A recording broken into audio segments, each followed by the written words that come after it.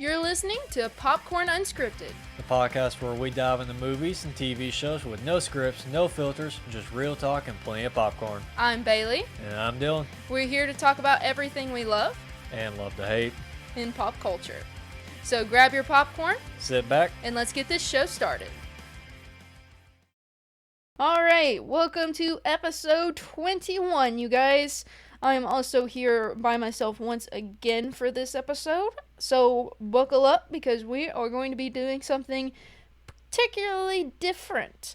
So today I'm going to be reviewing a TV series, actually. Today I will be reviewing Marvel's Agents of S.H.I.E.L.D, specifically the first season. I have been rewatching this series, and it's actually been quite funny how I've been rewatching it, because it feels like I'm watching it again for the first time, and it's rare to have that feeling when you're watching something. So it's been really strange. So of course, if you don't know, the first season of Marvel's Agents of S.H.I.E.L.D. takes place just after the Battle of New York from the Avengers, which was released in 2012. This season was released between 2013 and 2014. But the series also, it takes place, there's an episode of the aftermath of Thor Dark World, and then there is also the fall of S.H.I.E.L.D., which gives you a more internal look of what it looked like when Hydra took over, in Captain America the Winter Soldier. So we are going to go through each individual episode, kind of go through a bit of a summary, a synopsis, kind of talk about each episode. Hopefully not take too long on each episode. So in this season, it consisted of 22 episodes, which to me I think was a bit of a stretch. But then again, if you think about when this TV show was aired, cable was still a really big thing, and streaming was just coming out. Like, even back then, I didn't have access to Netflix or anything. Netflix was a thing and everything, but it wasn't necessarily a thing in my household where we were paying for it and stuff. It isn't like it is now, where streaming is just the mainstream now, and literally I think cable's kind of dead at this point. Because everybody can just get internet and, just stream whatever they want. Then you don't really have to have cable. Although, I will say, YouTube TV is actually pretty nice, and also I know Hulu is pretty great when it comes to live TV, and it's also cheaper to do those things, even though you do need internet to use said things. But, anyway. So, we are going to talk about the first episode, which is the pilot episode. So, in this episode, Agent Phil Coulson assembles a team of agents to investigate strange new threats. Their first mission is to track down a man with superpowers, which is Mike Peterson, who's been enhanced by an unknown group using extremist technology. Now, what I found interesting about this episode, and it was one of the things that I thought of, I was like, how did S.H.I.E.L.D. know about extremists before Iron Man 3 even came out? Or was this something that was going on before Iron Man 3 and Tony was just not aware of it? Because during this time, I assume Tony is going through some sort of mental crisis, and he's just building all of these suits, if you remember in Iron Man 3. And so there's no telling what Tony is going through at this point. He's also rebuilding the Stark Tower, which was kind of destroyed in the first Avengers movie. So, you would call it Avengers Tower after the Battle of New York. But Tony was going through all of these crises. And so really, in the timeline, which me and Dylan are watching through, if we're going in timeline order, this is actually the first time we see extremist technology. Now, what I'm curious of is where this extremist technology had come from, because I feel like this extremist technology was far different from the extremist technology that was used in Iron Man 3 and that had been created in Iron Man 3.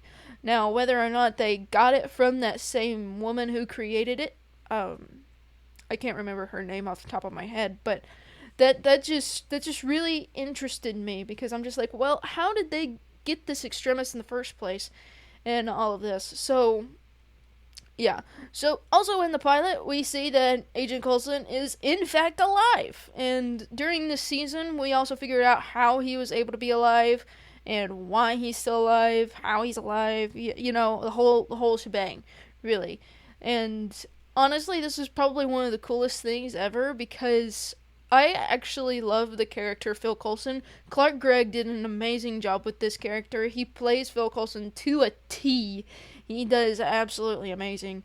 And I honestly don't think I could see anybody else play Phil Coulson in all honesty because he just does such a great job, and his chemistry with Samuel L. Jackson and then their back and forth, well, really his back and forth with anybody on screen is just amazing, especially as we were talking about in Iron Man 2, his banter with Tony Stark. It's just, it just rolls off the tongue, and it just flows so great, and he does such a great job. And I was super excited back then because I think I was probably 13 when this show came out, 12 or 13, and so it was a big deal for me, and I was super excited for this show, and I was excited to see where the story was gonna go. So also in the show, we are introduced to a superhuman, Mike Peterson, who ultimately is really just a man and is being exploited with the extremist technology, as I was talking about earlier. So we learn about the piece that is on his arm, which is a centipede, and then we also learn about the centipede project. This is the first episode where that project is brought up, and it becomes such a big deal in this. And so ultimately, it's just a technology that I honestly don't know where I was going with that. I lost my train of thought. But not only do we meet Mike Peterson, but we also meet a very extensive member of the team, which didn't even know she was going to be a part of S.H.I.E.L.D. at the time of this. Skye. We get to meet Skye for the first time. And her character develops so well throughout this season. And she's easily a lovable character in this season, and I love her relationship with Coulson. How he pretty much just takes her under his wing, and she eventually becomes like a daughter-like figure to him, and he becomes like a father figure to her, and I absolutely love that. And then you have the other members of the team as well, with Fitzsimmons, and then you also have Grant Ward. That man. Anyway, and then you also have Melinda May. She kind of reminds me of Black Widow in a way, or she has like similar training to Black Widow, I would assume, but she's not like extensive training like in like the Red Room or whatever. But she does have like a similar move set to Black Widow. In my mind, she has a similar set, which Black Widow is actually referenced a lot in this show, or actually referenced a good bit in this show, in all honesty, and it's kind of funny to me. But yeah, so ultimately, at the end of the episode, they pretty much take down Mike Peterson because he kind of goes on this rampage because the extremist inside of his body was slowly starting to become unstable. And luckily enough, Fitzsimmons was able to get what they call a night-night gun together, and was able to shoot Mike Peterson with that and ultimately stabilize him and save his life, as we find out later on, which is absolutely incredible. So moving on to episode 2, 084. So the team travels to Peru to retrieve a mysterious object labeled an 084, which is an object of unknown origin. Coulson's old flame, Agent Camilla Reyes, complicates the mission, of course, and tensions rise among the team. Because you also have to think, like, this is a team that is very dysfunctional, especially right now, and of course, with Skye being a part of this team, there's a bit of distrust there, so there's a bit of tension there as well, because she's also a part of this group called the Rising Tide, as we also find out in the pilot. So this becomes a whole complicated thing for her. This becomes like her eyes just kind of open up to this sort of thing. So they go to Peru and they find this object that pretty much dematerializes people. From what I remember, it's a very powerful weapon. So they ultimately try to take it and try to experiment on it, and ultimately Comandante Camila Reyes, who is that's what her actual name is because she does become a Comandante in Peru. Her and Coulson end up working together on this object to try to figure out what it is and what it can do, and all of this kind of stuff. But ultimately, she ends up backstabbing everybody, go figure. So she backstabs them, she tries to take the object for herself, and ultimately a hole in the plane is blown up, and yeah. It's pretty tense episode, a pretty eventful episode, I would say. I would definitely say it raised the bar a little bit, the kind of danger bar, I guess you could say, of how dangerous the season is going to be, especially for them. So, but yeah. So, going on to episode 3, which is The Asset. So, Dr. Franklin Hall is kidnapped by Ian Quinn, who's after a powerful element called gravitonium. Skye proves herself by infiltrating Quinn's compound, while Coulson makes a tough call to prevent disaster. So, in this episode, we see a powerful material, which is the gravitonium, basically take down this S.H.I.E.L.D. What do you call that? What do you call it? No, it's right there at the tip of my tongue, but you have like 2 cars and then escorting a big truck. And then you see these cars and this truck get taken out by this invisible force. And it's, of course, this gravitonium, which shows how powerful it is, even though it is just a small amount. And so, ultimately, they track it back to Ian Quinn, but his compound is in a place where S.H.I.E.L.D. had no jurisdiction. So, since Skye is technically not officially part of the team, she's being trained to be a part of the team, but she's not a S.H.I.E.L.D. agent. She is just a consultant at this point in time. So therefore, she had the idea, well, I could go in, and it wouldn't be breaking any rules because I'm technically not a S.H.I.E.L.D. agent. So I wouldn't be breaking any of the rules. So they found a loophole. So ultimately, she goes in to find whatever is going on because they were trying to find Dr. Franklin Hall, of course. So she infiltrates, she gets to know Quinn a little bit, kind of gets under his skin. Some things happen, and ultimately we see what Franklin Hall was brought in to do. So Ian Quinn ended up getting a hold of a big device, or he ended up building the big device that him and Franklin Hall actually developed together. And he ended up building this big device which held a ginormous piece of gravitonium. And he was trying to convince Dr. Hall, like, hey, you finish your work that we started all this time ago, and we could just finish it, Trying to be sentimental with him, being like, hey, you could do this for me, and you could get out of S.H.I.E.L.D. He thought Joseph Quinn, or Ian Quinn, I'm thinking of, anyway, but Ian Quinn was basically trying to be like, I saved you, I got you out of there, because essentially he thought that he was apparently held against his will or whatever, I don't know, because he was being moved. And so, ultimately, by the end of the episode, Coulson ends up having to make this big thing, because Dr. Hall ends up booting up a program to where the gravitonium would just explode the whole compound, really. Either explode it or implode it. The whole S compound. And so Coulson, at the end of the day, had to make a really tough call with this. Because he was just like, I don't want to end this guy's life, but in order to save the lives of hundreds of people, I'm going to have to make this call. And so ultimately, Coulson ended up having to shoot this piece of glass that they were standing on, and Dr. Hall ended up falling into the gravitonium, which ended up stopping the whole process.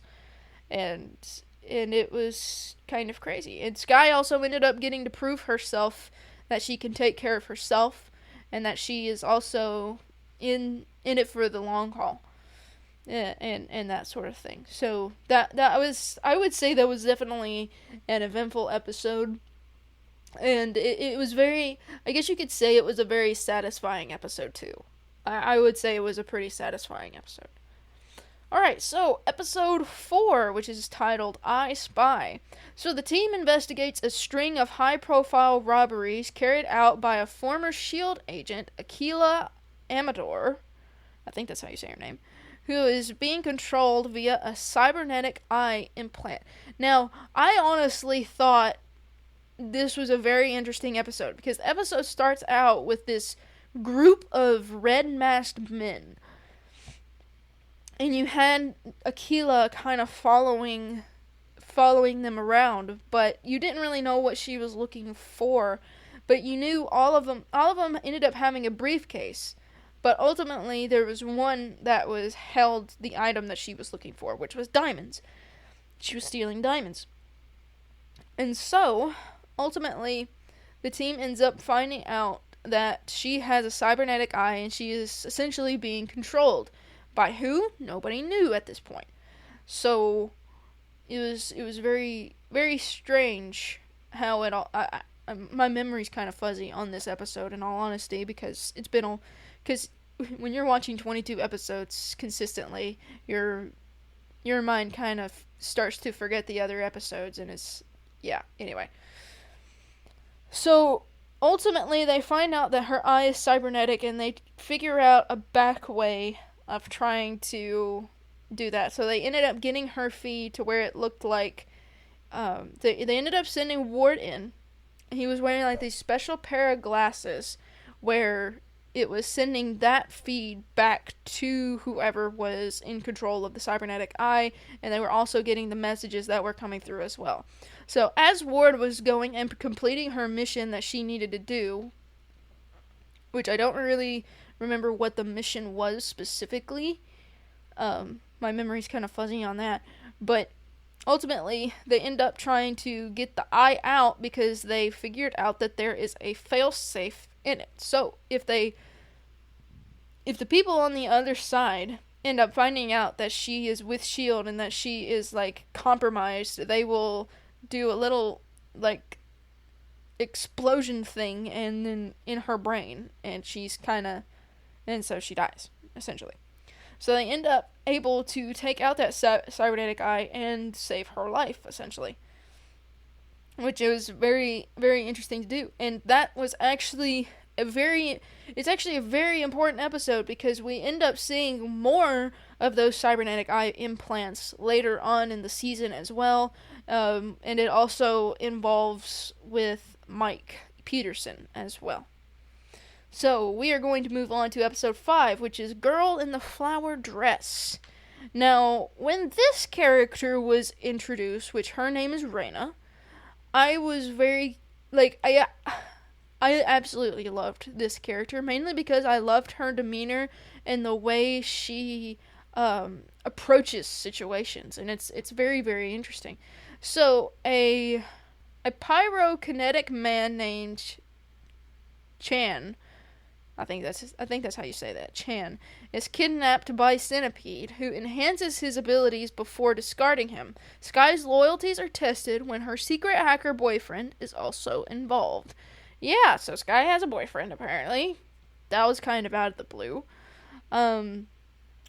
Because ultimately what ends up happening is that, I don't even remember his name because he's not really that important of a character. He was just kind of there for the plot of this episode. So, ultimately, he ends up leaking a bunch of information, which ends up getting this man into a bit of trouble. This pyrokinetic man, which basically what that means is that he can make fire in his hands, basically. And so, he ends up getting kidnapped by Raina, and she tries to give him these promises that we can make you more powerful, we can help you get noticed, we can give you the attention that you desire, basically. And so they pretty much use him as a lab rat, And so, as the team is searching for him, ultimately what happens is they end up taking his power from him, more specifically from his skin. So whenever he makes fire, he actually burns himself, which his skin was flame retardant. But because they took for that from him, he's essentially going to kill himself if he continues to use his powers. So ultimately, the team couldn't save him due to I'm assuming I can't remember. I'm pretty sure he had extremis inside of him as well. And so, ultimately, it ends up going sideways, and they end up having to basically destroy him, and yeah. So, honestly, eventful. It was an eventful episode, but at the same time, it wasn't very, important. So I guess that's why I don't really remember a whole lot of it. It introduces you to Raina, which is the girl in the flower dress, of course. And so it really sets up her. This is like the episode that kind of sets up her character for the rest of this season, essentially. So moving on to episode 6, which is Fitz, but it's FZZT. So, a mysterious virus starts killing first responders who had contact with an alien helmet, which is a Chitauri helmet. Fitz and Simmons race against time when Simmons becomes infected, leading to a major breakthrough in team bonding. Now, this episode I remember quite fondly because I thought it was very interesting. So, what ends up happening is that these first responders come into work one day, and they saw this what they thought was rust on this Chitauri helmet, because these were first responders that had went to New York after the Chitauri invasion in New York had happened. So they were like first responders for that sort of thing. So they ended up bringing the helmet back as like a souvenir. So when they saw that the helmet was kind of getting rusted, they were like, oh, we're not busy, let's just try to clean it. Well, ultimately, that was a virus, unfortunately. So in a campsite, while one of the first responders, who was a camp counselor, ends up perishing due to said virus, and that's where it all began for the team. So, while being around these bodies, because he's obviously not the first one to perish to this virus. There's actually 3 people that perished to this virus, I think. Or no, it might have been 2. It might have been only 2.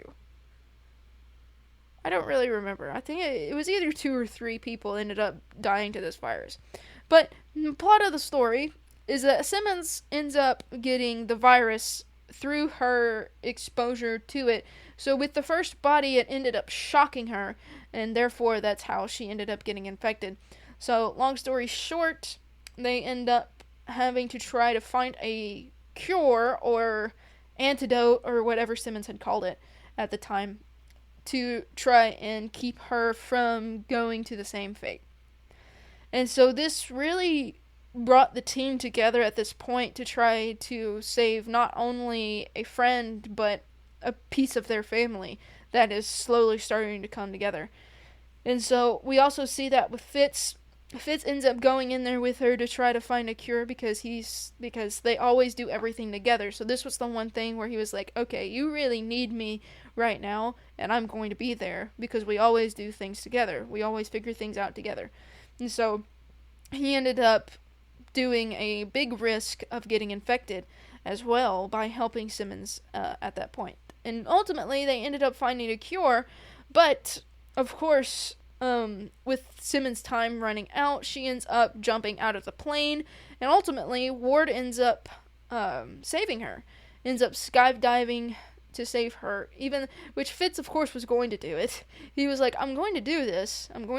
He had the parachute and everything ready, but Ward just took the antidote that was ultimately made and was a success, and was able to save her. And so yeah, it was a very big team bonding episode, I would agree. And it's definitely a very memorable episode because of that. Especially with the Chitauri helmet, it's just a very memorable episode because it's a callback to the Avengers movie, and I think that's why I would say it's probably one of my favorites throughout this first season. Certainly one of my favorites. Alright, so moving on to episode 7, which is the hub. So, Warden and Fitz are sent on a secret mission without full intel, raising moral concerns within the team. Sky continues searching for information on her parents. So, that's one thing too. Throughout these first 6 episodes, we also learn that Sky is also at S.H.I.E.L.D. looking for information on her parents, which Coulson ends up figuring out after the 5th episode with her boyfriend, and she ends up getting restricted in that episode as well. So Sky is searching for information on her parents, because she had ended up finding a S.H.I.E.L.D. file that was completely redacted. And so with Coulson learning this information, he was like, okay, I will help you with that if this is what you're truly here for. And so in the hub, everybody ends up going to the hub at the beginning of the episode, and we kind of learn about this place. So the hub is basically HQ to a certain degree, I would say. Because, I don't even think there's actually an HQ, even though they call it HQ. I think, there's just so many different places that it's like, I don't even know what's HQ and what's not. But I would assume the hub is their HQ. And there we learn that Warden Fitz are to be sent out on a secret mission without, of course, the full intel. And so, like I had said earlier, it ends up raising moral concerns because ultimately the team finds out that there is no extraction plan for their people. So essentially, they were just sent out on this mission to die. And that, of course, did not sit well with Sky, mostly, because she is the one that really challenges everybody in the team, because everybody else on the team is like a rule people. They follow the rules, they follow protocol and all of this kind of stuff. And with Sky not really knowing all of these things, she kind of tests them in a way, I would say. And they then test her and try to kind of I don't really know. But, yeah.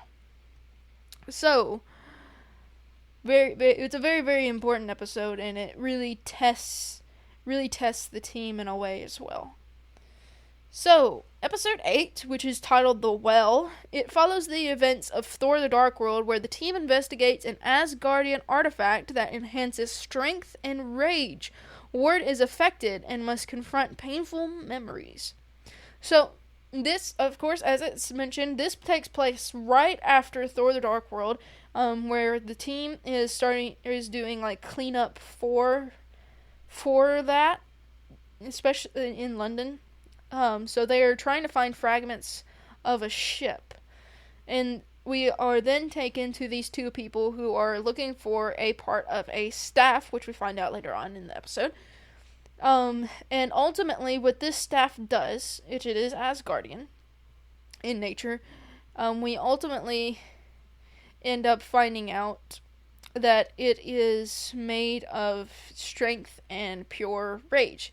And later on in the episode, as we discover where because the staff is split into 3 parts, later on we discover that we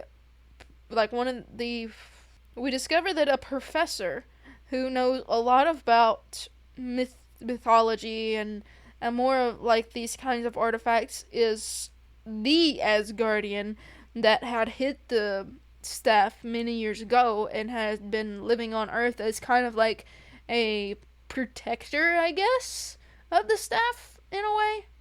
And so, as the episode goes on, all 3 pieces ultimately get found.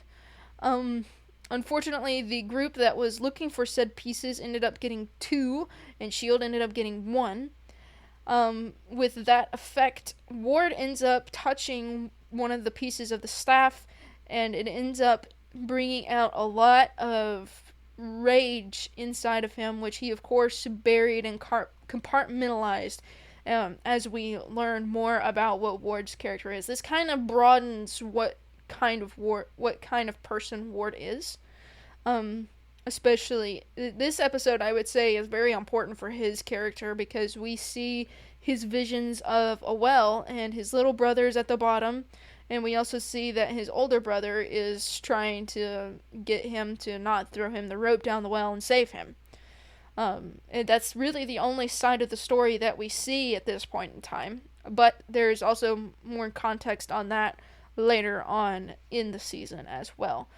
So ultimately, all three pieces of the staff gets put together, and May becomes a big, strong badass, and she's just like, heck yeah, let's go. And so ultimately, the staff is taken away, and yeah. And so it was really, I would say this episode is definitely one that broadens Ward's character. And then we also see in this episode that Ward and May are having a sexual affair in this episode as well, which also ends up complicating things later on down the line with the sexual tension as well. So, episode 9, which is titled Repairs. So the team tries to help a woman believed to be causing dangerous telekinetic accidents. They discover she's haunted by a man trapped between dimensions. Now, I honestly thought this was very interesting because this woman was working on a particle collider, which ends up blowing up, if I remember correctly.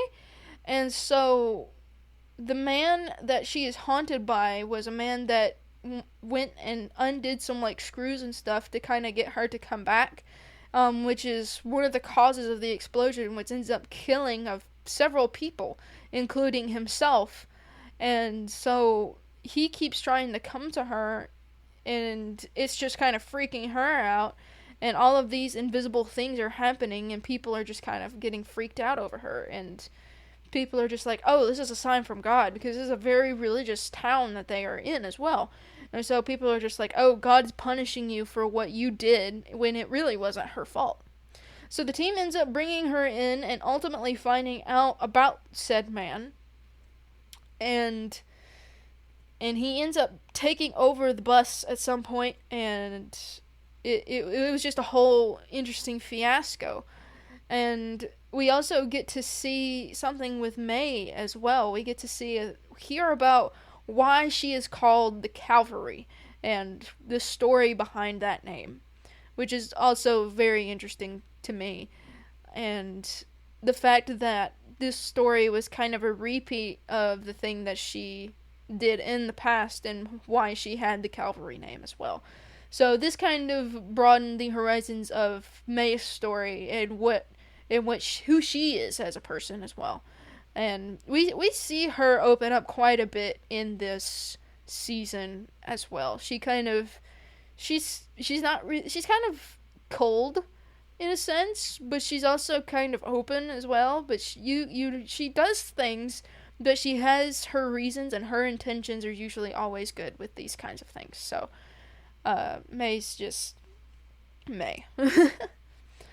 Alright, so moving on to episode 10, which is titled The Bridge. So Mike Peterson joins the team to help take down Centipede. They track down the group's operations, but a mission to rescue a kidnapped Coulson ends in a tragic explosion with Mike presumed dead.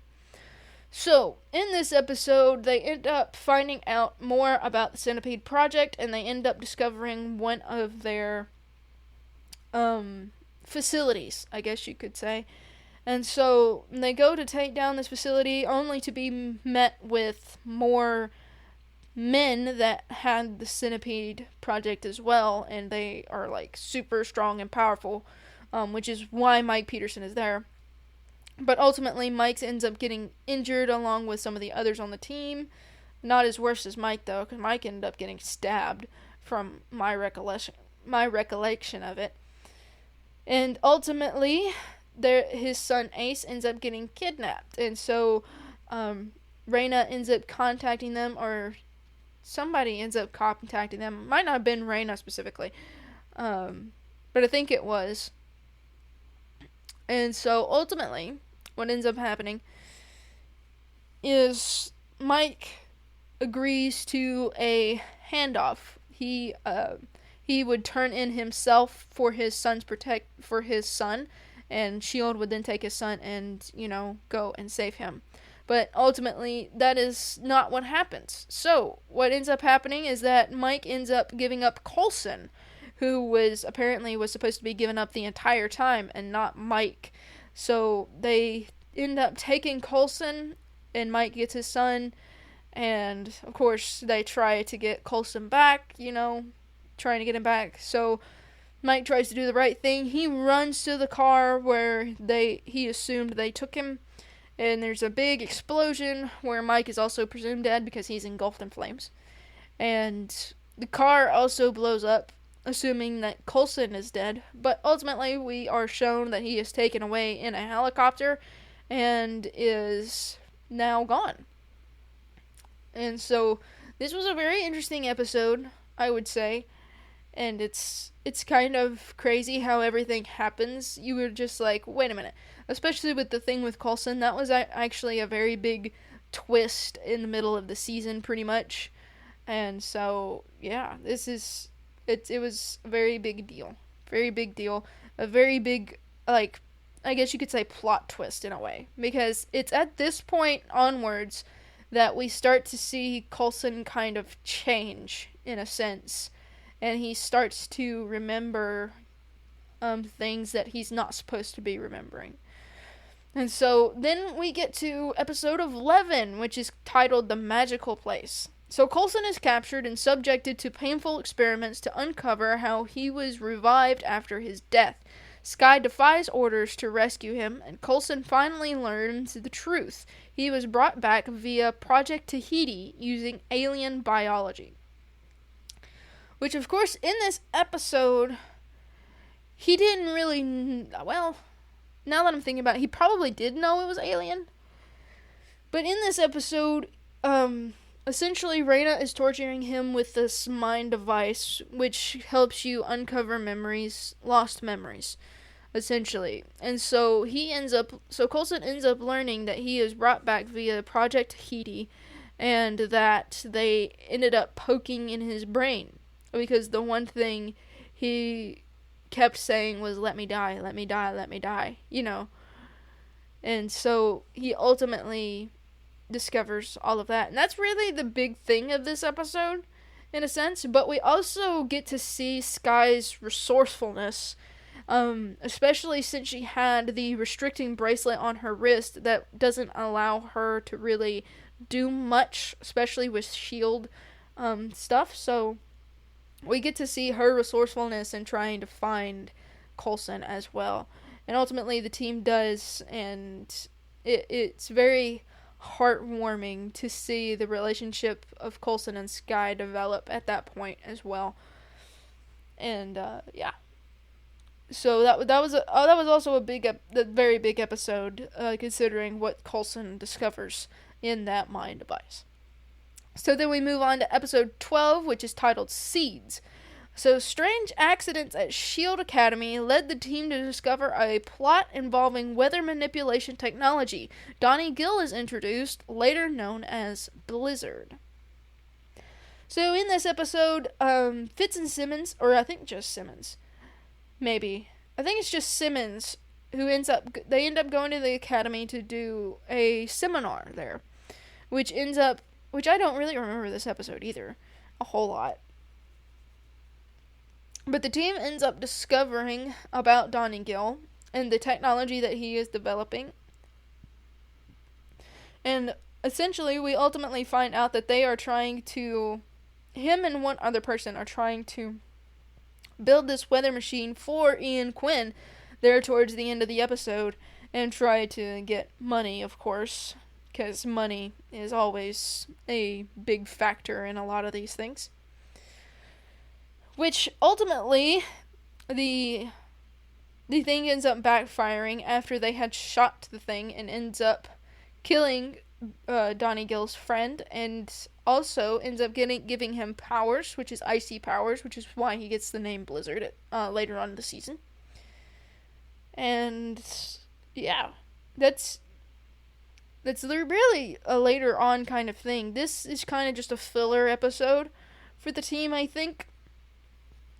Which there is a lot of filler episodes that doesn't really focus on like the whole Coulson storyline and things. This is kind of one of those filler episodes, but Donnie Gill does appear later in the season as well. So, moving on to episode 13, which is titled Tracks. So the team boards a train to capture Ian Quinn. The mission goes sideways, and the story unfolds in a non-linear style. Skye is shot during the infiltration, left in critical condition. Now, I will say this is another one of my favorite episodes, too, because of how it's done. So, it all starts the same way. So everybody is aboard the train. Fitz and Skye are together. And then, of course, Coulson and Simmons are together, and then Ward and May are together. So they have 3 groups. So May ends up going to locate the package to figure out what it is. I honestly don't remember. But they had this whole plan that they were going through, and at the beginning of the episode, we see Ward and Coulson end up jumping off the train and discovering a way to get to the bus. Which is weird how they discover that, because they end up finding May's goggles. And as they walk to try to find a way to safety, they end up finding a truck which is already hot-wired on. So it's already cranked. So they make their way to the bus, and they then try to figure out... he tries to analyze something. I don't remember what that was. But they try to analyze this thing. Or no, it was the grenade that was thrown. They try to analyze it, and then they have issues and all that kind of stuff. And they end up coming to... Somebody ends up coming up to the bus later on, which is... I don't remember who he was, but he was an important guy. He was like head of something. He was like head of the police there in that country where they were. And they end up trying to get together and try to work together. But ultimately, May ends up showing up and killing him. Obviously, they end up killing him. And then it goes backwards to show her side of the story. So ultimately we see that the bomb that was thrown actually froze Coulson and Ward in place. We don't know how much time had passed, but obviously it was enough time to where it took May... Like, May ends up throwing her sunglasses down, or her goggles down. She goes and gets to the truck, and she hotwires it, and she's ultimately captured by the same guy she ends up killing there at the bus. And so he ends up trying to torture her at some kind of barn area. And of course, May being May, she doesn't let that happen. So she is able to get free. She takes out the other men that are there, and the head guy ends up getting away, and of course... ultimately contacts Coulson, and then that connects back up to where that is, to that point. And then it goes back to see where Simmons' point of view, I believe. Because yes, Coulson ends up leaving her to go and see if he could get the package. And so, since they were made, Simmons ends up running back, Ward ends up coming to where she is, and he ends up telling her to go to where Skye and Fitz are. And so she does that, and ultimately there is a quarrel there, and she ends up getting frozen in time along with the bad guy that ends up finding the 3 of them. And so... Wait, I need to backtrack a second. Hold on. Wait, I need to backtrack. So, ultimately, Coulson, Ward, and May end up going back to where the train is because they got word that the train had stopped. And they go looking for Skye, Simmons, and Fitz only to find Simmons on the train after she had just woken up from the time thing. And she had just hidden in one of those lockers. So that's where she comes together with them. And so then we go to Sky and Fitz's point of view, which is after Simmons gets frozen, they end up going after Ian Quinn and end up going to his compound. So what ends up happening there is that Sky's like, I'm going to go in and I'm going to see what's going on, all this kind of stuff. And of course Fitz was like, okay, you do that and I'll figure us out a way out. And so ultimately Sky ends up going inside by herself, where she is then confronted by Ian Quinn and is ultimately shot. Because I think... No, hold on. Because we also end up seeing Mike Peterson in this episode. Yeah, he's not dead. So he has a bunch of burns and he has like a bunch of like robotic gear and stuff. And so they were thinking he was going to kill Sky, but ultimately they did not. And then it is also discovered that Ian Quinn also has a robotic eye as well, because we later discover that he was told to shoot Sky, and it was his orders. And so he shoots Sky. She's trying to call for help, which she can't because she is in extreme pain.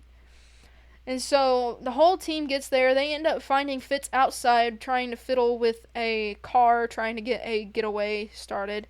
And he ends up telling everybody she's inside. She went to go confront him and try to catch him. And so the team ends up infiltrating the compound, and they end up finding Ian Quinn.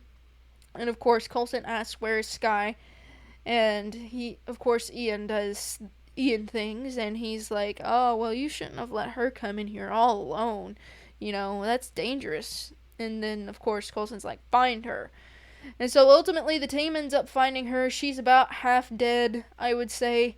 She didn't have a pulse at the time, but I would say she was about half dead when they find her. So ultimately Simmons comes up with the idea of the cryo chamber, which just so happened to be in the room, by the way. So they get her into the cryo chamber and was ultimately able to save her life and get her back breathing and to stabilize her. But obviously she didn't have a whole lot of time. So the team had to act quickly, which takes us into episode 14, which is Tahiti. So Coulson takes desperate measures to save Sky, including breaking into a secret facility. The mysterious drug GH325 of alien origin is used to heal her, like it was used on Coulson. So this episode is also a very big episode, because one, Sky is in critical condition. She is literally on her deathbed. She has no idea what is going on or anything of that nature. She is completely in the dark in this episode. And so they end up taking her back onto the bus. She's in this her own like area there on the bus, while the team tries to figure out where this GH325 was. So ultimately they end up finding the secret facility, and they also get a visit from two new agents, which is John Garrett and then Agent Triplet as well. So they end up discovering this secret facility because they also had Ian Quinn on the plane, which is why Garrett and Triplet were there. They had come to get Ian Quinn for questioning. So they come up with a agreement where Garrett would interrogate Ian Quinn there on the plane. So ultimately they end up going to this secret facility, which ended up being the place where Coulson was worked on and how he was brought back. So ultimately they go in and they find the GH325, and Coulson learns a little bit more than he bargained for. So the drug is found, and ultimately Fitz quickly takes it back to the plane to get out, and Coulson, of course, goes forward, tells Warden Fitz, I'll be right behind you. And Coulson ends up finding out what GH325 actually was. And it's there that he finds the body of a ancient Kree. It is confirmed that it is a Kree body, and which, of course, if you've watched Captain Marvel and you've watched that, then you know that it's Kree because the GH325 is also blue. So, and of course I made the connection because I was like, well, okay, what alien species do we know that's in the Marvel universe that has blue blood? Kree. So, it was definitely Kree blood, but how the body was there, because the body was apparently thousands of years old or hundreds of years old. How it was already on Earth, I have no clue in all actuality. And if I'm thinking correctly, I don't think the Eternals would explain that either. But then again, at the time, this show was not in the MCU at the time. So I would say this is kind of like an alternate timeline or something. I don't know what connections are made at this point, especially in future, if they would even try to come back to this kind of stuff. But anyway, so he ends up discovering that the alien is there and where this comes from, and he also sees where he was operated on as well. He sees the operation table where his brain is exposed and they're getting rid of his memories and stuff. So they end up seeing that, and he's like, so he comes out of that room in a daze, and of course John Garrett finds him, and he's like, you look like you've seen a ghost. And of course Coulson's like, you can't give it to her. You can't give it to her. But ultimately, it was given to her, and it does end up saving her life, and she is very much stabilized, and she is going to be okay. But of course, I believe Coulson had reservations about that due to the nature of the GH325. So, then we move on to episode 15, which is titled Yes Men. So, Lady Sif arrives on Earth to capture the Asgardian sorceress Lorelei, who's mind-controlling men. May and Sif team up to stop her, while Skye begins her recovery. So, this is kind of like one of those filler episodes as well, which is not very important to the plot line, so to speak, but it does show that Skye is recovering and she is trying to get back on her feet and such like that. So I honestly found this episode to be pretty interesting, to say the least, because it's like you don't really get to see much Asgardian type stuff, so it was really cool to kind of see this, especially with Lorelei mind manipulating men. And you also see that it's tested because she ends up gaining control of Ward, and she also ends up gaining control of Fitz as well. And so it's like this whole takeover thing. And I will say it's a very interesting episode. Not necessarily necessary, I would say, but it does continue on the story, and it does show that Skye is recovering and she is trying to get back on her feet. So going on to episode 16, which is End of the Beginning. So the team goes after Deathlock, who was Mike Peterson, and Coulson meets with high-level S.H.I.E.L.D. agents. Suspicion grows around a mole within S.H.I.E.L.D. The episode ends with a betrayal from within the team. So in this episode, the team is seen going after Deathlock, as I had mentioned, and so we also see that Garrett and Triplet has also returned. So the whole start of this episode is that Deathlock ends up coming after Garrett and Triplet, which is what starts this whole thing to begin with. So Garrett and Triplet ends up meeting back up with the team and say, "Hey, we need help tracking down this dude right here." And so what ends up happening, which, honestly, this episode's kind of fuzzy for me for some reason because of what it goes into. And so... Oh, wait. No, I think I remember. Okay. I'm trying to get my ducks in a row. So the team... The whole episode is them trying to track down Deathlock.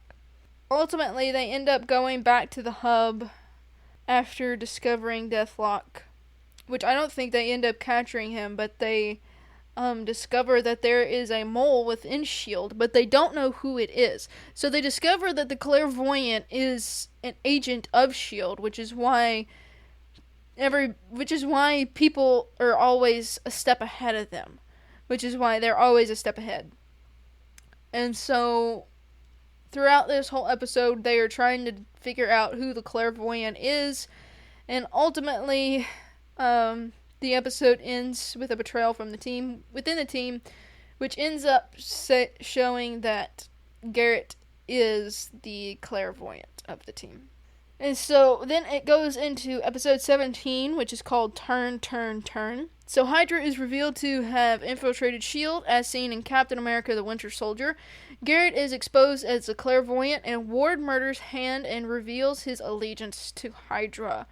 Now, this was a very, very big episode, especially since the season is about to wrap up, with this being episode 17. This was actually a big thing. Honestly, I thought, in my mind, I was like, why didn't they stop with this episode and then just carry on with the Hydra thing in season 2? Which nowadays, like, most shows aren't even 22 episodes long anymore.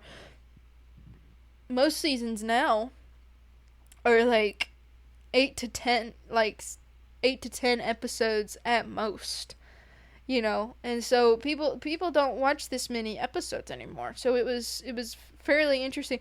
I always thought that too. I was just like, I was thinking that when I was rewatching the season. I was like, why didn't they just end the season there? Why didn't they just continue this on in season 2 and stuff? So ultimately, in this episode, we see Ward and Garrett go through all of these things. Of course, he kills Hand, and they go and take over. What's that place called? I can't necessarily remember, but it has all the bells and whistles in it, and all this stuff. So we get to see the story between Ward and Garrett and what Garrett is planning, and all of this kind of stuff. And we also, but yeah, no, I don't know where I was going with that. But anyway, going into episode 18, which is Providence, which is the name of this secret base, that ends up being revealed last episode on Coulson's badge, which is a set of coordinates which ends up taking them to this place. So the team flees to a secret base run by Agent Kenning. Coulson struggles with the collapse of S.H.I.E.L.D, and Ward gains Skye's trust to access encrypted Hydra intel.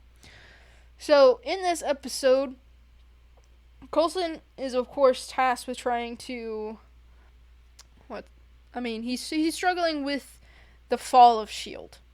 And we see that. And so he's trying to get his ducks in a row, and he's trying to figure out what is next for his team and what they need to do.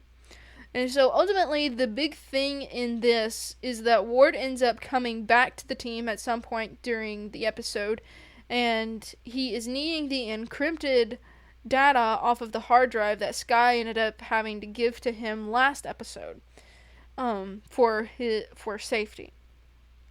And so the whole entire episode is pretty much Ward trying to get Skye's trust to unlock the intel, and ultimately Skye ends up discovering that Ward is in fact Hydra.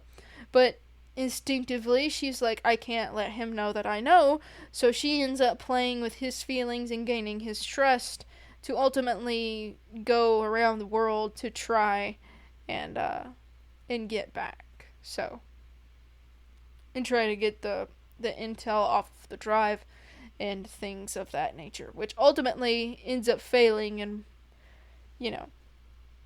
things, well, actually no, it didn't fail, because he ends up taking Skye up into the sky and ends up unlocking it anyway. And yeah, it's a whole thing. Honestly, it's a very big episode for getting close to the end here. And it's a very important episode because it's also this episode that the whole entire team discovers that Ward is also Hydra. because Skye ends up leaving behind a message saying that Ward is Hydra.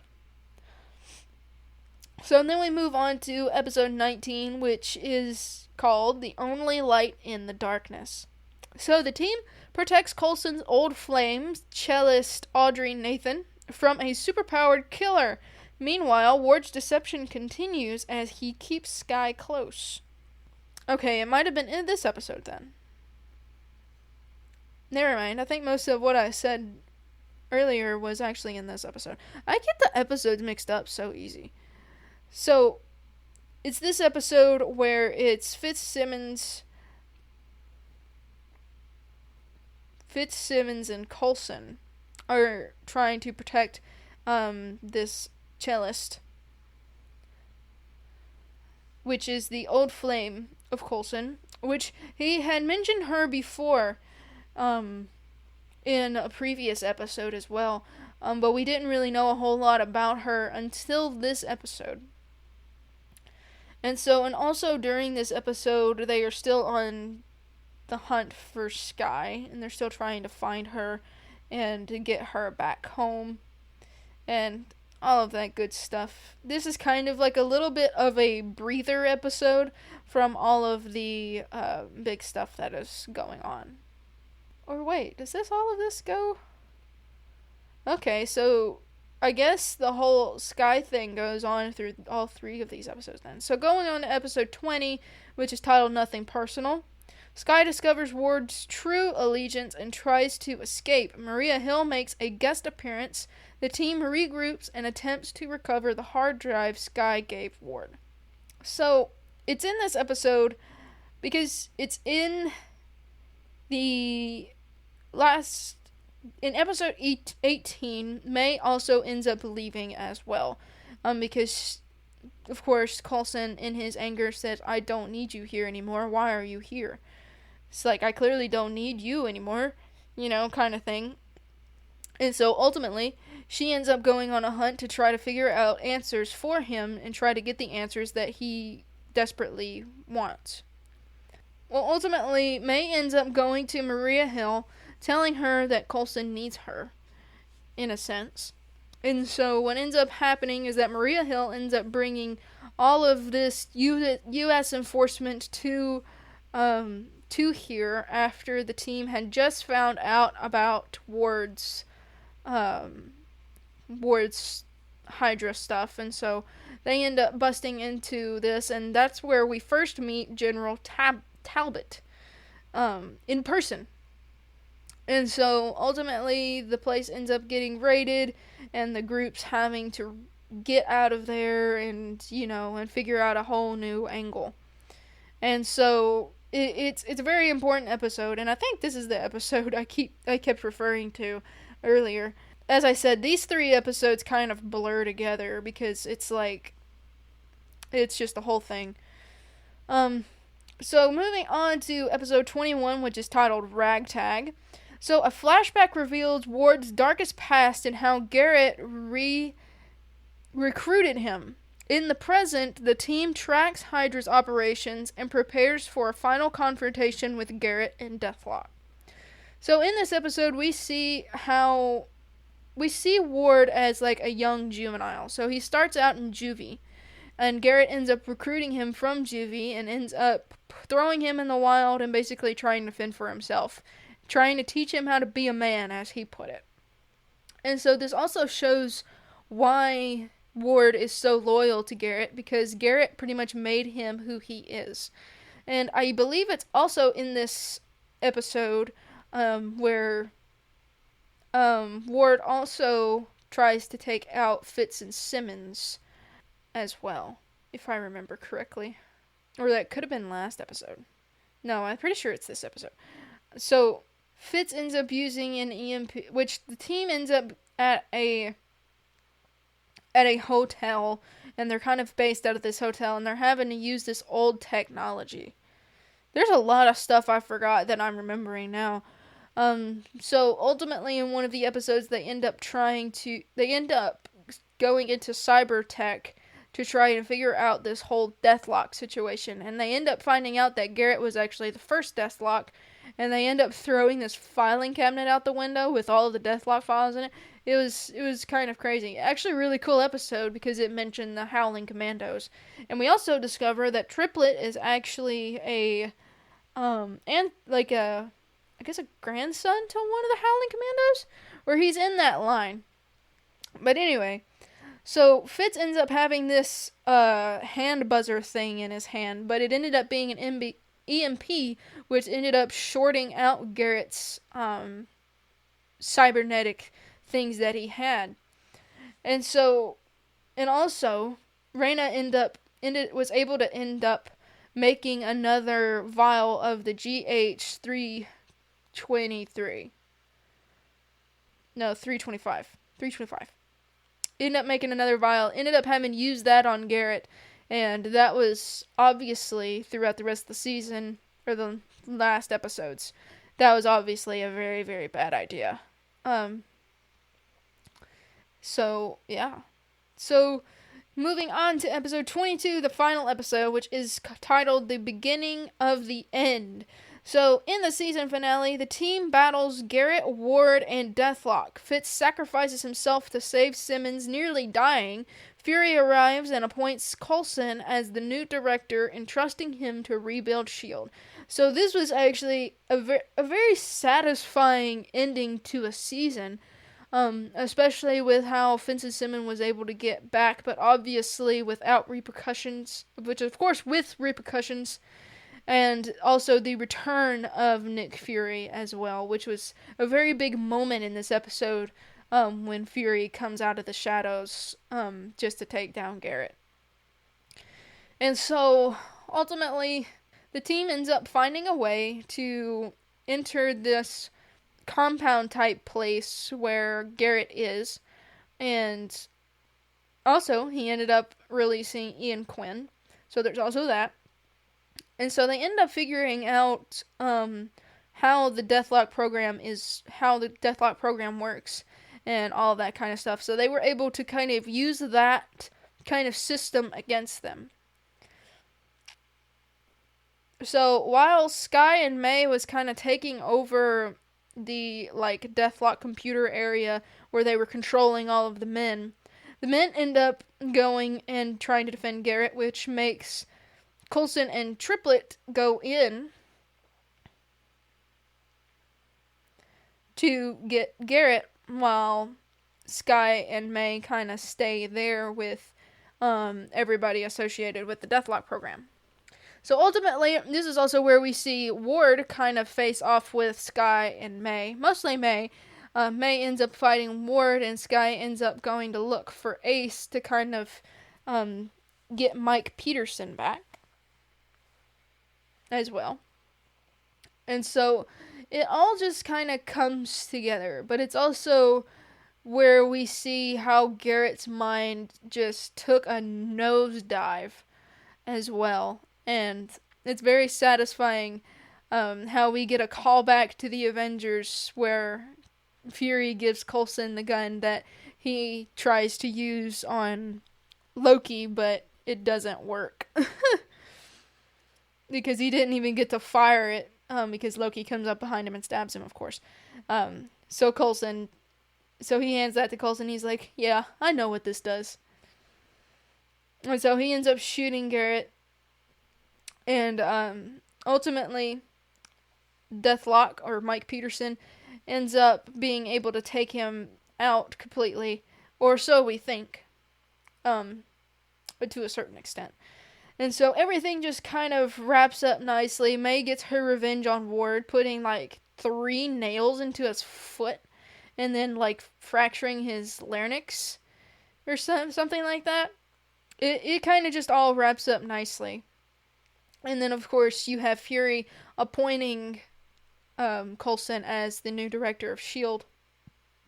And also, at the end, we see that Coulson's not really so okay anymore, as he starts to carve the same symbols that John Garrett did in the glass on the wall as well. So we start to see a shift in Coulson, and as well as a shift in the team as well. But as I said, this kind of wraps it up nicely. I honestly wish it wasn't 22 episodes long, now that I'm kind of spoiled with short seasons and you can binge watch it all. But it was actually very cool to go back and rewatch this. Of course, I've already started watching season 2, but it's really kind of hard to remember all of these details and things as you go through each episode. Because a lot of this season kind of blurs together, and you can't really discern what happens in what episode, but you know it happens at some point. But if you want to know about any of this kind of stuff, I actually highly recommend you go watch this show for yourself. It's absolutely amazing. It's definitely been one of my favorites growing up, and it's special to me because I watched it with my dad, of course.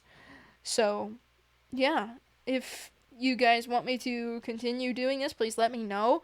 I kind of hope that this sort of thing worked out, going through each episode individually, kind of briefly, kind of like a brief thing. But yeah, I tried to do my best. So just let me know if you guys liked this format, and yeah.